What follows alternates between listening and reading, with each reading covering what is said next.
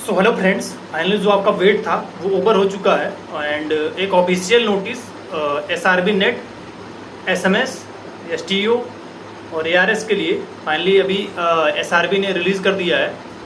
वो नोटिस जो है वो क्या है कि annual recruitment calendar for scientific and administrative post 2024 के करके नाम से आई है। नाम से आपने देखा होगा कि भी मैंने व्हाट्सएप ग्रुप पे भी मैंने शेयर किया है और कहीं भी आप टेलीग्राम ग्रुप पे मैंने जो मेरा टेलीग्राम चैनल है उस पर शेयर कर दिया है। कहीं से भी आप अगर आप लिंक होंगे ऑफिशियल डिफरेंट जो चलते हैं आप देखेंगे तो एजुकेशन से रिलेटेड टेलीग्राम चैनल हो चाहे व्हाट्सएप ग्रुप पे, इस पर ये नोटिस काफ़ी तेज़ी से वायरल हो रही है और फाइनली गुड न्यूज़ है जो बहुत दिनों से काफ़ी स्टूडेंट क्योंकि मुझसे भी कनेक्टेड हैं और पूछते थे कि बराबर सर नेट 2024 का फॉर्म कब आएगा।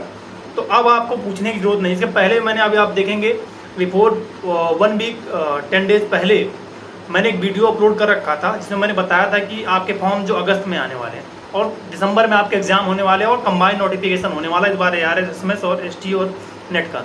तो दो चीज़ें उसमें सही है, थोड़ा सा फॉर्म क्या है और एक मंथ डिले करके आ रहा है, बट आपका एग्जाम जो है वो दिसंबर में शेड्यूल है।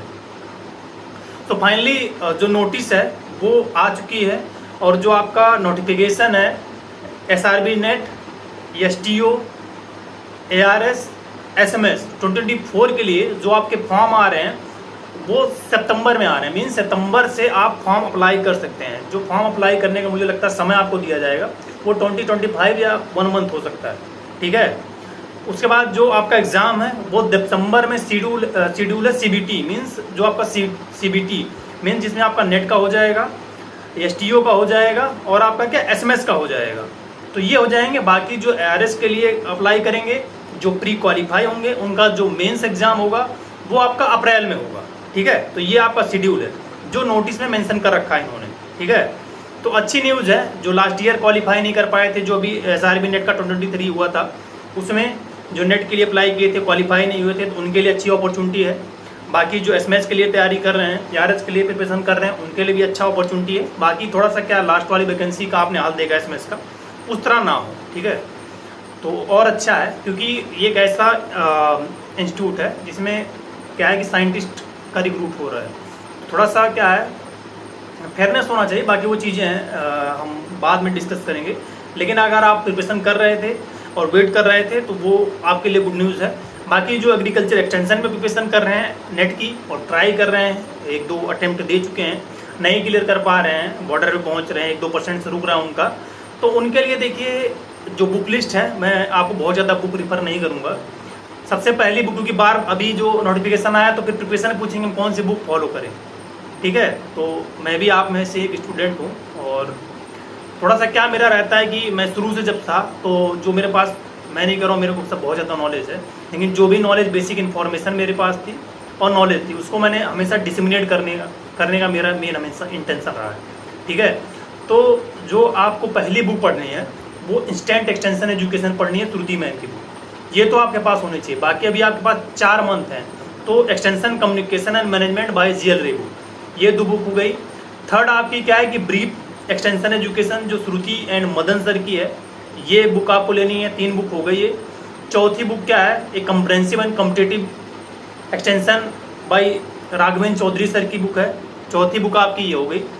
5वीं क्या अगर आप लेना चाहें तो ग्लिम्पसेस ऑफ एग्रीकल्चर एक्सटेंशन जो मेरे द्वारा है और एस्टल पब्लिकेशन में है, ये आपकी 5 बुकें हो गई।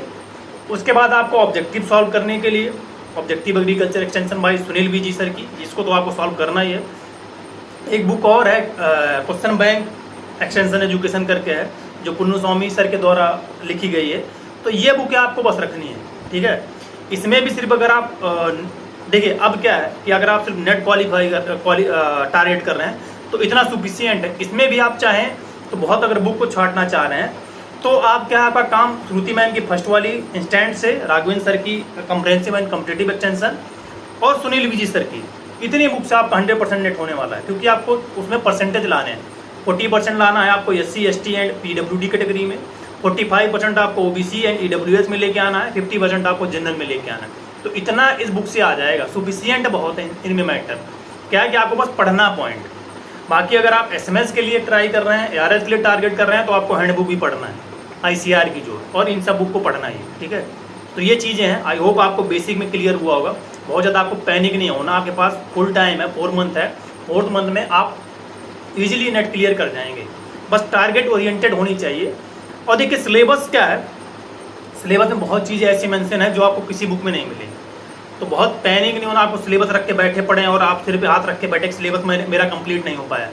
सिलेबस को जो एग्जामिनर होता है ना, वो भी सिलेबस सामने रख के क्वेश्चन नहीं बनाता। आप नेट का पेपर उठा के देख लेंगे, ठीक है। कभी क्या कम्युनिकेशन ज़्यादा क्वेश्चन पूछ जाता है, कभी ट्रेनिंग ज़्यादा क्वेश्चन पूछ जाता है, कभी मैनेजमेंट से ज़्यादा क्वेश्चन पूछे जाते हैं, ठीक है। कभी फंडामेंटल से क्वेश्चन ज़्यादा पूछे जाते हैं, कभी रिसर्च मेथोडोलॉजी ज़्यादा क्वेश्चन पूछे जाते हैं। तो इसलिए आपको इन बुक को फॉलो करना, आपके पास समय है, आप सिलेबस को अभी भी डाउनलोड कर लेंगे। और अपडेटेड सिलेबस वगैरह नहीं, आप SRB की साइट पे जाके आप सिलेबस डाउनलोड कर लेंगे। बाकी मैंने भी सिलेबस लास्ट ईयर शेयर किया था और वो अभी टेलीग्राम चैनल पे पड़ा होगा, मैं अभी उसको रिसेंट भी एक बार कर दूंगा, ठीक है। तो अच्छा है। बाकी देखिए एक चीज़ और मैं क्लियर करना चाहूँगा कि बहुत से ऐसे अभी स्टेट के एग्ज़ाम भी आपके लगे होंगे, अगर आप गवर्नमेंट जॉब की प्रिपरेशन कर रहे हैं तो आप वो मेन इंटेंशन आपका, आप मेन फोकस उसी पे करिएगा। इसको क्या है कि पार्ट टाइम में मतलब अभी 4 महीने हैं, तो 1 से 2 घंटे अगर आप डेली इसको अभी देंगे तो भी आप इसको क्लियर कर जाएंगे। लास्ट के जब आपके एग्जाम डेट आएगी तो 15 डेज में आप अच्छे से पढ़ेंगे तो भी क्लियर कर जाएंगे, ठीक है। क्योंकि इसमें ऐसा कोई वो नहीं है कि आपको टॉप करना है, आपको बस क्या OBC से तो 45% ले आना है। मीन्स क्या, आपको 67 क्वेश्चन सही कर देने हैं 150 में, ठीक है। आप जनरल से 75 क्वेश्चन आपको कटपिट के सही कर देना है। 60 क्वेश्चन आपको 40% ले आना है आपको कैटेगरी SC ST और PWD में। तो ये सब चीज़ें हैं। बाकी और कुछ आपके डाउट होंगे तो कमेंट करके ज़रूर पूछिएगा। पहली बार आप विजिट कर रहे हैं तो सब्सक्राइब जरूर करिएगा। जो भी आपके फ्रेंड्स SRB नेट की प्रिपरेशन कर रहे हैं उन तक इस वीडियो को जरूर शेयर करिएगा। मेरा इस वीडियो को रिकॉर्ड करने का मेन इंटेंशन यही था कि जो ऑफिशियल नोटिस अभी आया है, annual recruitment calendar for scientist and administrative officer 2024 के लिए SRB के द्वारा, वो फाइनली गुड न्यूज़ लेकर आया आपके लिए, जो आप SRB 2024 के लिए वेट कर रहे थे और SMS के लिए वेट कर रहे थे, जो लास्ट ईयर नहीं हो पाए थे, STO के लिए वेट कर रहे थे और ARS के लिए वेट कर रहे थे। तो ARS का इससे आपको ये क्लियर हो रहा है कि इस बार आपका प्री भी होगा, ARS का मेंस भी होगा, क्योंकि लास्ट ईयर सिर्फ मेंस हुआ था, ठीक है। और STO का जो काफ़ी ऐसे स्टूडेंट हैं जो पूछते हैं कि STO का एक्सटेंशन में पोस्टें आएंगी कि नहीं आएंगी, तो इस बार थोड़ा सा चांस लग रहा है कि आपकी STO की सीटें एक्सटेंशन में आने वाली। मैं नहीं कर रहा हूँ, बहुत क्लियर है। बाकी आपको ARS में भी देखने को सीटें मिलेंगी और SMS में भी देखने को मिलेंगी और नेट को आप अप्लाई करेंगे। और जिनके पास नेट हो चुका है तो वो चाहे तो नेट दे सकते हैं, बाकी उनके पास एक सर्टिफिकेट है, वो एलिजिबल हो गए कहीं भी पोस्ट आती है। So thank you for listening.